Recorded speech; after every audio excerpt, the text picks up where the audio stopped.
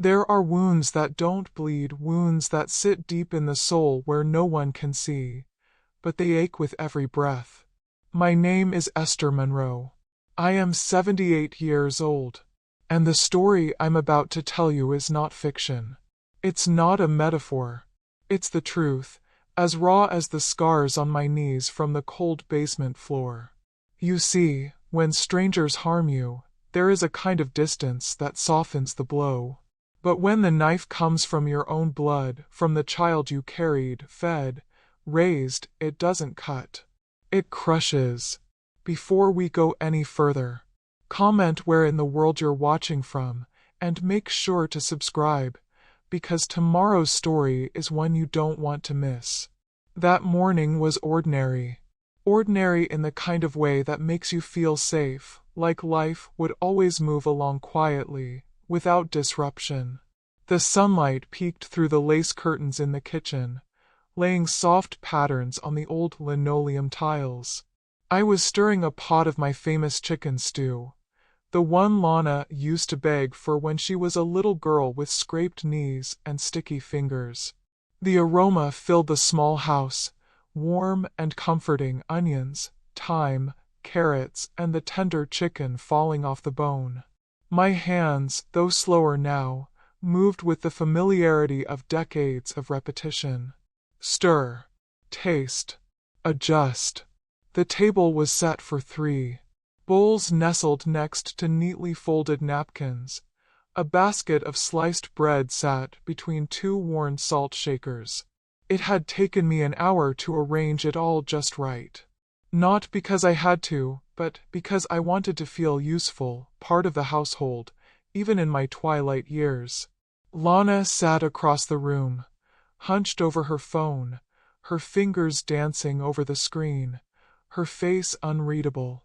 Her eyes hadn't met mine once since I'd come downstairs.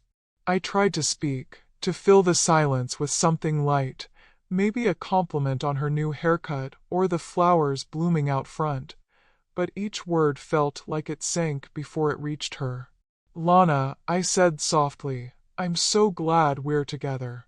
I know I'm not as fast as I used to be, but being here, helping, even just a little, makes me feel like I still matter. She didn't even look up. Just muttered something like MHM and kept scrolling. Craig, her husband, entered then. Tall, heavy, and with that same permanent scowl he always wore when he wasn't at the poker table or in front of the TV. He plopped down in the seat nearest the bread and cleared his throat loud enough to make me flinch. We've been thinking, he started, not bothering with pleasantries. There's no room for 3 here anymore. Things are tight. Bills are piling. Having another mouth to feed just makes it harder. I blinked. My hands trembled slightly as I held the ladle midair. You mean me? Craig didn't answer. Just ripped a piece of bread, dipped it into the bowl I'd just served him, and chewed. I looked to Lana for some sort of rescue, some contradiction, even a laugh that might mean he was joking. But all I saw was her still looking at her phone. If I've done something wrong, I stammered, unsure how we'd jumped from stew to eviction.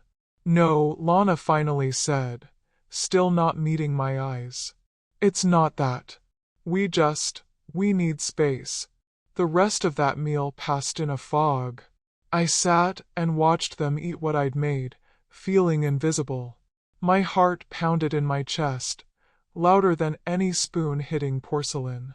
That night, after I finished cleaning up, Lana came to me with a small glass of water and a pill in her palm. It's natural, she said. Helps you sleep. You've been tossing a lot lately. I should have asked more questions. I should have looked into her eyes and read the warning signs. But I was tired, and a part of me wanted to believe she was caring for me like a daughter should. So I smiled faintly, took the pill, and thanked her. The last thing I remember clearly is placing the glass on the nightstand. Then, darkness. But not the kind that wraps you in sleep. No. This darkness was heavy. It pulled at my limbs, numbed my skin, and scattered my thoughts. I heard voices, movement, the scraping of something against concrete. Then the hard jolt of stairs under my back, one thump at a time, as if someone were dragging me. My eyes opened barely. Shapes shifted in the blur. My tongue felt swollen, words slurred. Lana, what's happening? She whispered something. I think it was, "It's okay, Mom." But it wasn't. By the time I fully came to, I was lying on a thin mattress in a cold, damp space. A single bulb swung from a cord above, casting sickly yellow light across bare cement walls. My hands found a blanket. My nose found mold. My soul found horror. I tried to stand, to scream, to make sense of where I was. My knees buckled. My throat was raw. I reached for the walls and found them unyielding. Then I heard it. The sound of bricks being laid. Cement slapped between rows. A rhythm too steady, too intentional, to be anything else. "No," I whispered. "No, no, please." But there was no one to hear me. Only Craig's shadow. Only the scrape of the trowel. Only Lana's silence. They didn't say goodbye. They didn't say anything. They just built. Brick by brick. Wall by wall. Erasing me. Darkness doesn't always arrive in a rush. Sometimes it leaks in slowly, until it becomes your air, your companion, your cage. When I fully awoke the second time, it wasn't the morning light that greeted me. It was silent. Thick, unbroken, and indifferent. I tried to sit up, my back aching from the mattress that was barely more than a rag laid over concrete. My joints screamed. My breath fogged in front of my face. The air was wet, heavy with mildew, the type that clings to skin and soul alike. I looked around, but there was nothing to see, just 4 solid cement walls, one flickering bulb above, and a sense of time so warped that I couldn't tell if I'd slept for minutes or days. My mouth was dry as ash. My tongue stuck to my teeth. I reached beside the mattress and found a small bottle of water, half empty, warm. Next to it, a plate with a crust of bread, hard as stone. That was when the truth crawled into my bones. They had planned it. Every detail. The pill. The mattress. The food and water, just enough to survive, not enough to live. I wasn't an afterthought. I was an inconvenience they had chosen to erase, permanently. I stumbled to my feet, the room spinning as my blood tried to remember how to circulate. My fingertips trailed along the cement, searching, praying for a door, a window, a crack. Something. But all I found was a wall. I knocked. Softly at first. Then louder. Then until my fists throbbed and my palms burned. "Lana!" I cried. "Lana, baby, please, please, I don't understand." But the walls didn't echo her name back. Only mine. It was then I realized I wasn't in a basement for safekeeping. I was in a tomb. And my daughter had sealed it shut. My knees gave out. I slid to the ground and wrapped my arms around myself, shaking, not just from the cold, but from the betrayal. The kind that makes your chest cave in. I had given Lana everything. I had worked night shifts cleaning office buildings when she was a baby. I walked miles to get to her school meetings when I couldn't afford the bus. I went without so she could have new shoes. I held her when her heart was broken. I stayed up nights praying for her future. And now I was less than nothing to her. The hours, or days, I didn't know began to blend together. I lost track of how often I screamed her name. I only remember the moment her voice finally came. Not in person. Not through an open door. But through the floorboards above me. I heard the creak of a chair, the hum of the television. Then I heard her. "I'm sorry, Mom," she said. And then, nothing. Just the television volume rising like a curtain over a performance no one wanted to see. She knew I was down here. Awake. Aware. Alive. And she chose silence. I sat against the wall, my head heavy, my stomach gnawing at itself. I drank the last of the water, rationed the bread crumb by crumb. My fingers grew raw from scratching at the bricks. My nails split. I bled. I hallucinated her voice saying she loved me. I heard my own mother's voice in the dark, reminding me to keep my back straight. "We don't bend," she always said. "Not for hate. Not for pain. And certainly not for fear." So I spoke to the shadows. To the ghosts of all the women who had survived heartbreak, abandonment, and worse. "Don't let me die like this," I whispered. "Not forgotten. Not discarded." There was a moment, just one, when I considered surrender. I curled up on the mattress and tried to let go, to float above the pain. But something in me held fast. A tiny ember. A will that wouldn't go out. I thought of Milo, my grandson. Lana's boy. Just 13 the last time I saw him. Curious eyes, nervous laugh. He used to draw robots on the kitchen napkins and leave them for me to find. Would they tell him I left without a word? That I ran off? Would he forget me? No. I couldn't let that happen. I would not vanish quietly. I began marking the days on the wall with a broken nail. I counted every time the bulb flickered, every time the house above stirred. I learned their schedule. Craig watched his shows at night. Lana cleaned in the mornings. Their world kept spinning, as if I had never existed. But someone noticed. I didn't know it yet, but just above the farthest wall of that basement, across the narrow strip of fence and into the neighbor's yard, a man had been listening. Harold Pierce. He lived alone since his wife, Cora, passed. He was the quiet sort, always working in his garden, always sweeping his porch. We never spoke much, but I liked him. He had kind eyes. And more importantly, he listened. At night, when they turned off the TV and the neighborhood went still, Harold heard me. My knocks. My faint cries. My fists against cement. I didn't know it then, but one night he pressed his ear to the dirt in his backyard and whispered, "Esther?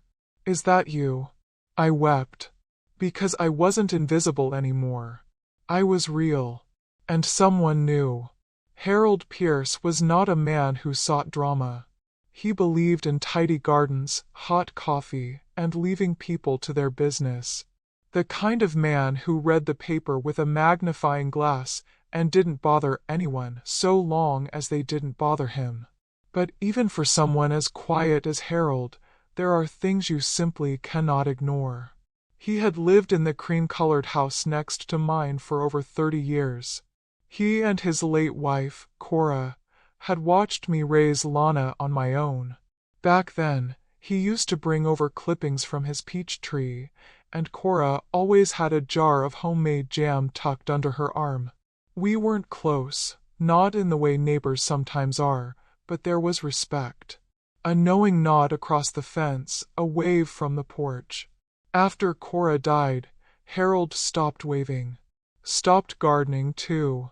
Until one night, not long after I was buried in that basement, he started hearing the sounds. At first, they were faint, a sort of knock or tapping. He thought it might be a loose pipe or maybe raccoons near the crawl space. But when it kept happening, night after night, he grew uneasy. He told me later that it wasn't just the sound. It was a feeling. That strange, gnawing instinct that something was wrong. One evening, while sipping his tea and listening to one of those old crime radio shows, he heard it again. 3 knocks. A pause. Then another 3. They came like Morse code, deliberate. Timed. Pleading. He muted the radio. Leaning forward, he walked to the back of his house and stood near the fence that divided his yard from Lana's. The night air was thick. The crickets quieted down. And then he heard it. Help! Just barely above a whisper. He froze. It wasn't a dream. Wasn't the wind. It was a voice, raspy, hoarse, struggling for strength. He turned off the porch light and crept closer. His heartbeat thundered in his chest, and his old knees protested with every step. But he pressed on. Something in that voice, weak as it was, made his spine lock up. He crouched, pressed his ear against the wooden fence, and listened. A sob. A cough. Then again. Help me. Harold's blood ran cold. That voice, it sounded like mine. He hadn't seen me in weeks. I had assumed I'd gone to stay with family, or maybe moved to a nursing home. Lana had been unusually vague the last time he'd asked. Just said, "Mom's fine," and closed the door before he could say more. But now? Now he knew something was terribly wrong. He went inside and locked the door. Not out of fear, but to think. To plan. He wasn't a man of quick reactions. He needed to be sure. So the next morning, he knocked on Lana's door. She opened it halfway, wearing a robe and holding her phone to her ear like always. "Oh, hi, Harold," she said with a polite smile that didn't touch her eyes. "I don't mean to be nosy," he said slowly, "but I've been hearing some strange noises at night. From your basement, I think. Is everything all right?" Her smile twitched. "Oh, that," she said, shifting slightly. "That's just the water heater. Makes the weirdest groans sometimes. We've had a guy look at it." He didn't believe her. Not one bit. But he nodded anyway, excused himself, and walked away. He knew confrontation wouldn't work. Not now. He needed proof. So that night, Harold brought out an old shovel and began to dig. Not in their yard, no. In his.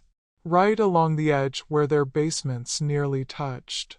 He dug quietly, slowly, scooping earth from a patch behind the hydrangeas.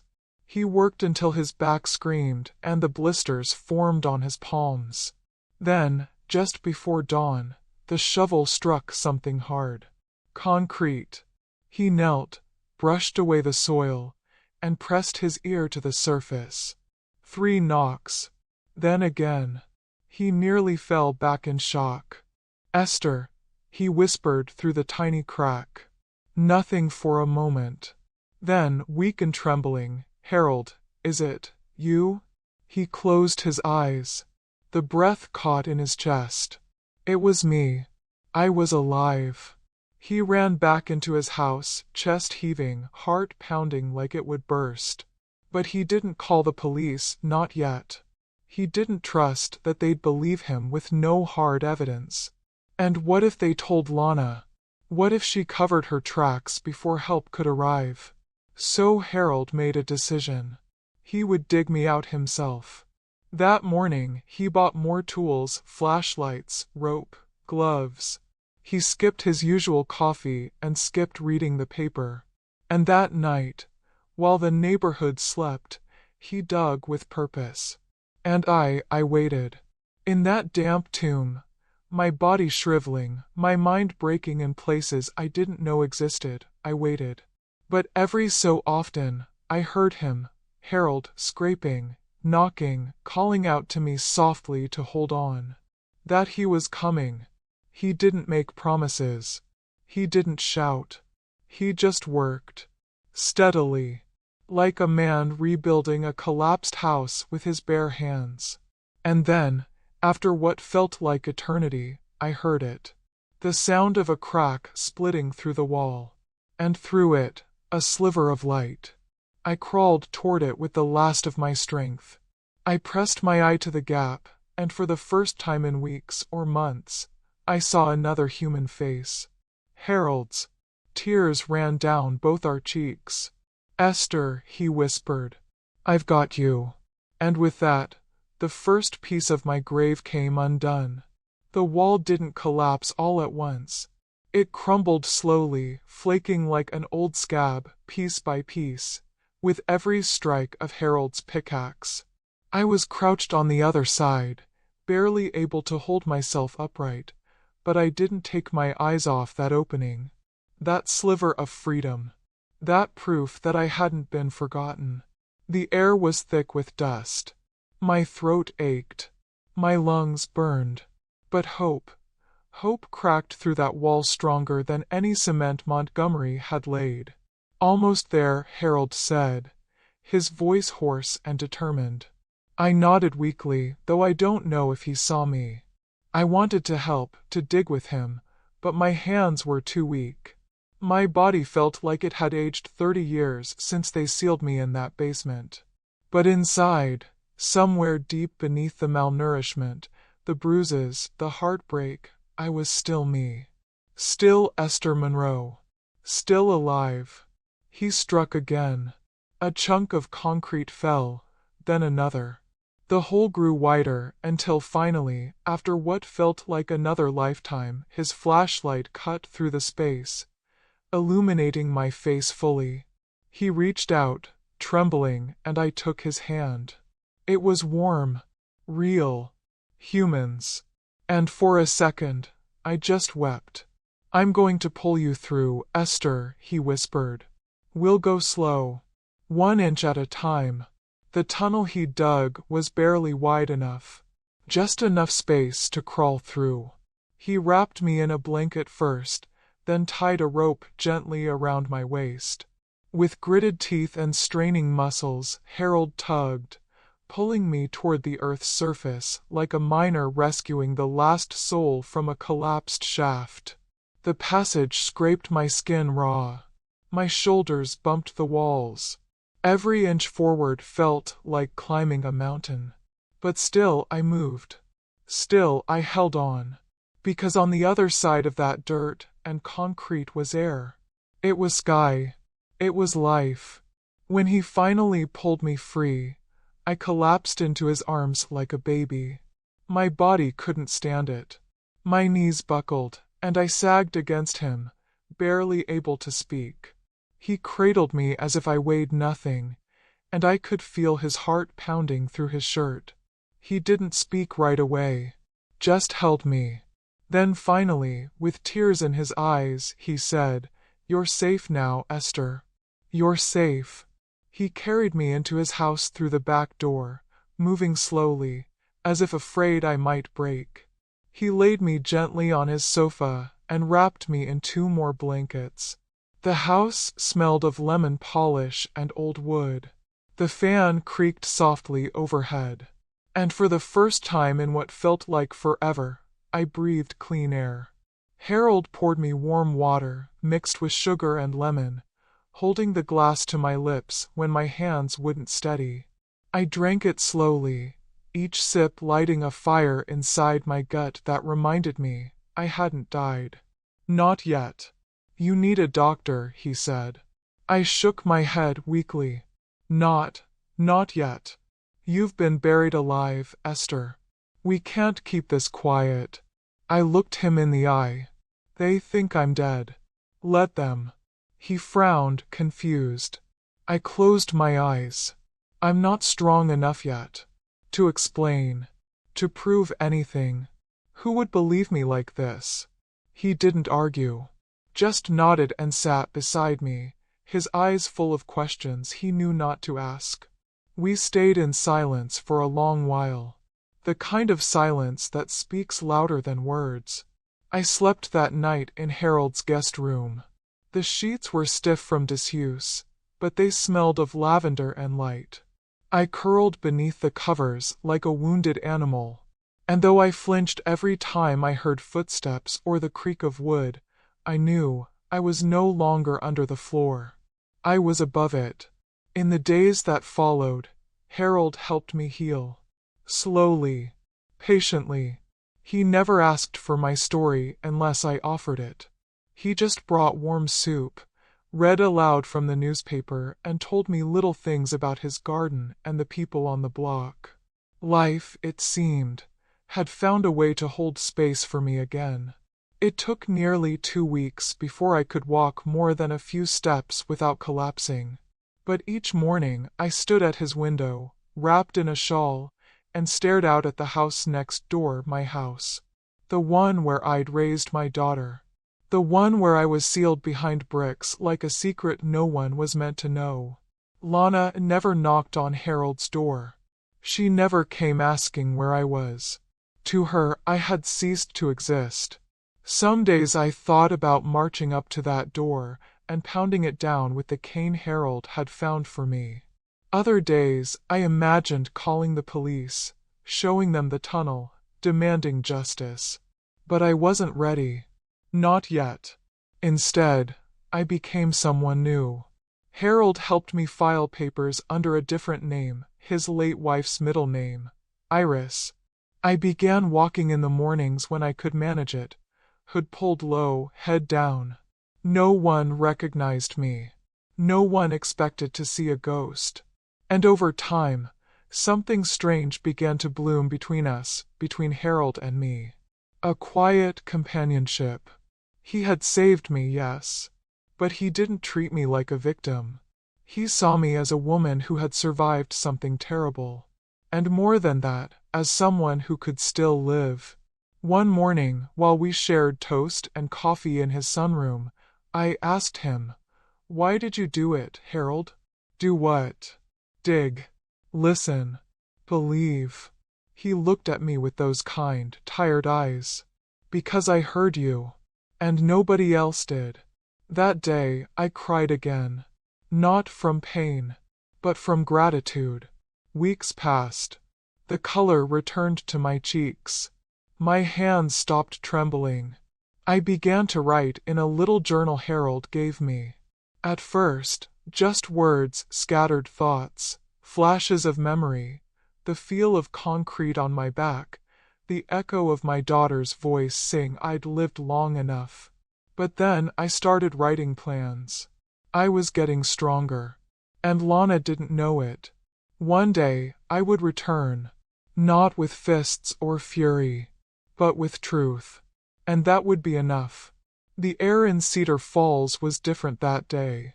You know those rare days where everything seems too still, where even the wind seems to hold its breath. That was the kind of afternoon it was when I returned to the place I should have died. Not as Esther Monroe, the woman buried in a basement by her own daughter, but as Iris, reborn. Harold stood beside me on the sidewalk outside my old home, now dressed in a crisp blue linen suit, holding a folder under his arm like a lawyer prepared for war.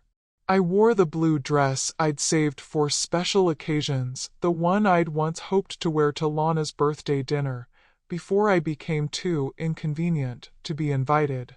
Now it was my armor.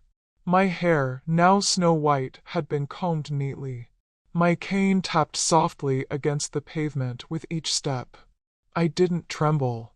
I didn't flinch. I walked slowly, but every inch of my body was upright and awake. And I rang the bell, not to return as the mother she buried, but as the woman she couldn't erase. Inside, the sound of my knock rang like thunder. The door creaked open. A boy stood there, maybe 13, skinny, nervous, wearing a pair of headphones around his neck. I knew those eyes before he even said a word. They were mine. Large, brown, gentle. He frowned. "Can I help you?" I smiled. "My name is Iris, but you can call me Grandma." His mouth fell open slightly, but before he could say anything, voices behind him rose in panic. "Who's at the door?" Lana's voice rang out. Then footsteps. And then, there she was. She stopped dead when she saw me. The cup in her hand slipped, shattering into 100 pieces across the floor. Her eyes locked with mine. Her lips moved, but no words came out. She looked like she'd seen a ghost. And in a way, she had.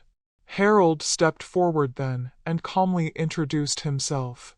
Mrs. Hartwell is here today to make a formal offer on the property. I have the documents right here, cash payment. Well above market value.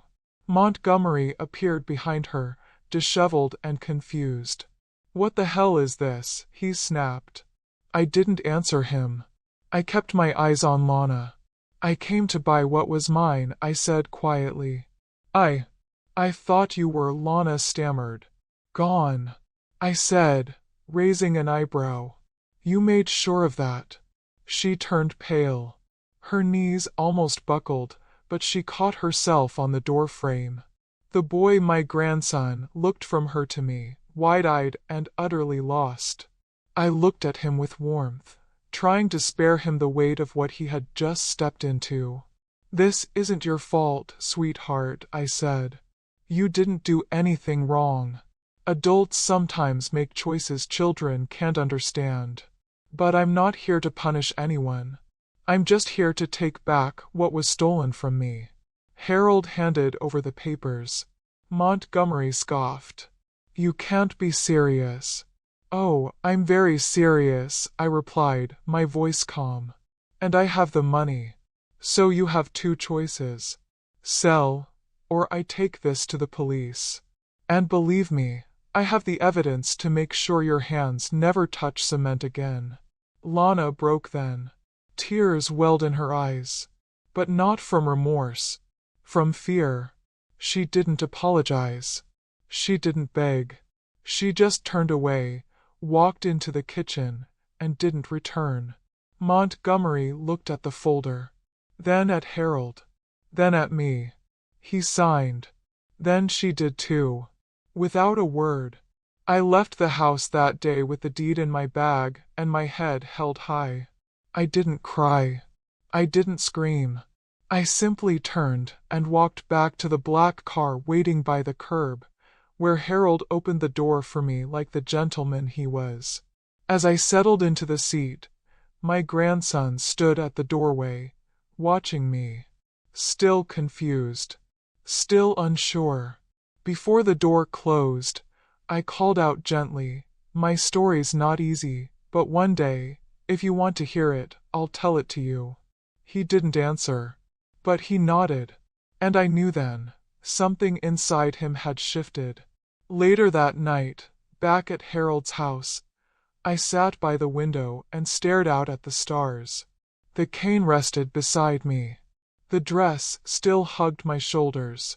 And in my hands was the deed to the house where my silence had once been buried. Only now it was mine. Not to live in. Not to relive the pain. But to reclaim it. To transform it. To make it speak. Harold came over with a cup of chamomile tea and sat beside me, our knees just barely touching. You were incredible, he said. I smiled, faintly. I didn't go there to scare them. I just needed to remind myself that I still exist. You did more than that. He took my hand and held it with quiet strength. And we sat in silence, listening to the wind shift through the garden. The next day, I returned to the house with a team of builders. We went straight to the basement. When they tore down a portion of the wall, dust filled the room, and then light. I stood there, staring at the spot where I had once been left to die. I placed my hand on the concrete that had trapped me, and for a moment, my fingers trembled. But I didn't break. I had a small bronze plaque made, and we mounted it on that wall, right at eye level. It read, "Here, they tried to silence me, but I came back, alive." Some people think healing means forgetting. To move on, you have to erase the past, paint over it, pretend it never happened. But I don't believe that. Not anymore. Because some wounds don't need to be covered, they need to be witnessed. That's why I didn't demolish the basement. I didn't knock down the wall completely. I left a portion of it intact, unfinished. Raw. Just like the memory of what happened to me. And beside it, That bronze plaque gleamed in the filtered sunlight. Here, they tried to silence me. But I came back. Alive. At first, the idea to open the house to others came as a whisper. Just a thought, planted like a seed on one of those long, quiet mornings with Harold over coffee. But as the days passed, it grew louder, clearer. There were others like me. Maybe not buried behind bricks, but silenced, forgotten, betrayed. And maybe, just maybe, if they saw the wall, if they heard my voice, they'd remember theirs. So, every Saturday morning I unlocked the front door. Iris Hartwell's house became a quiet sanctuary for the unheard. I welcomed anyone who wanted to visit. Students, neighbors, women who had fled violence, men who hadn't spoken to their mothers in years, curious passers-by who had heard whispers of the woman in the basement. I greeted them all the same, without judgment, without pity, just presence. They would walk the rooms, touch the walls, sit in silence in the very kitchen where I had served my last stew before being erased. Some asked questions. Some cried. Some simply nodded, placing a hand over their hearts and saying nothing. And when they were ready, I would take them downstairs. I never forced anyone. I never dramatized it. But I told the truth. In my own words.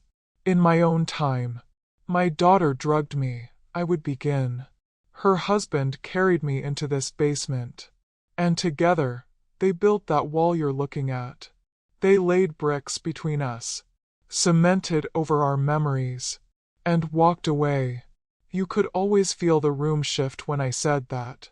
But the worst part wasn't the cement, or the cold, or the hunger.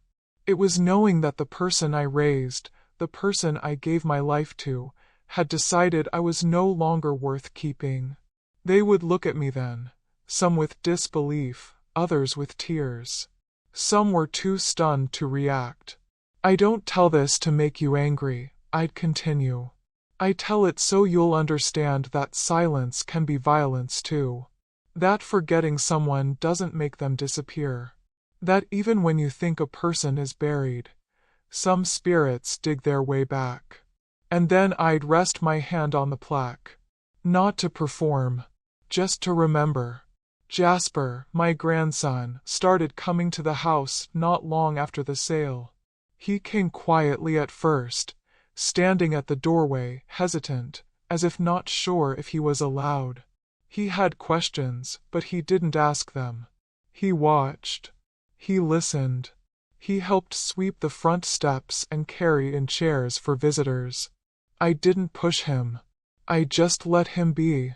One morning, while we watered the garden together, he looked up and asked, "Grandma, do you hate her?" He didn't say her name. He didn't have to. I shook my head slowly. "No, sweetheart. I don't hate her. But I don't understand her either." He nodded, looking down at the soil. "She never talks about you. But I always felt like something was missing."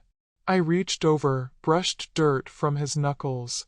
Sometimes people don't know how to carry guilt, so they pretend it never happened. "But it did happen," he said, almost fiercely. "Yes. And now, I'm showing the world that you can live through even the worst betrayal." He didn't say anything more. But the next week, he brought a notebook and started writing during the visits. Sometimes he'd read passages aloud to me in the evening, little reflections, questions, even poems. And one afternoon, in front of a room of strangers, he stood beside me as I told my story and said, "She's not just my grandmother. She's proof that people can rise even when they're buried alive." I didn't cry when he said it. But I felt a kind of peace I hadn't known since before the first brick was laid. Harold, steady as always, stood by me through it all. He never tried to take credit, never made it about him. But every Saturday, you could find him sitting on the bench near the hydrangeas, greeting guests, pouring lemonade, quietly watching as the house filled with life again. One evening, as we sat together in the same sunroom where he first handed me tea after my rescue, I took his hand and said, "You gave me more than freedom. You gave me a future." He squeezed my fingers gently. "You already had that, Esther. You just needed someone to shine a light on the tunnel." And then, almost shyly, he added, "You know, Cora and I used to talk about turning this town into something beautiful again. We thought maybe it was too late." "It's never too late," I whispered. We sat like that until the sun slipped below the trees and the wind hummed through the branches like a hymn. Eventually, the local paper ran a story. Buried but not broken. The Cedar Falls survivor who turned trauma into truth. They came for interviews, for photos, for TV specials. I didn't say yes to all of them. I only said yes to the ones who came with respect. But no matter how big the story grew, I reminded them all, this wasn't about revenge, or shock value, or punishment. It was about reclaiming voice. And if just one woman out there, sitting in silence, felt seen because of my story, then all those nights in the dark weren't for nothing. Sometimes I still walk into the basement alone. I stand in front of that wall, and I remember. But I don't relive. I just remember. And I whisper to the shadows, "You didn't win." Because the truth is some people are born to rise. Even when buried. Even when silenced. Even when betrayed. And I was one of them. If this story reached you in any way, please like this video and share it with someone who might need it. Subscribe to this channel for more real stories of survival, strength, and grace. And let me know in the comments where you're watching from. Because when we speak, even in whispers, the world begins to listen. God bless you. And thank you for listening to mine.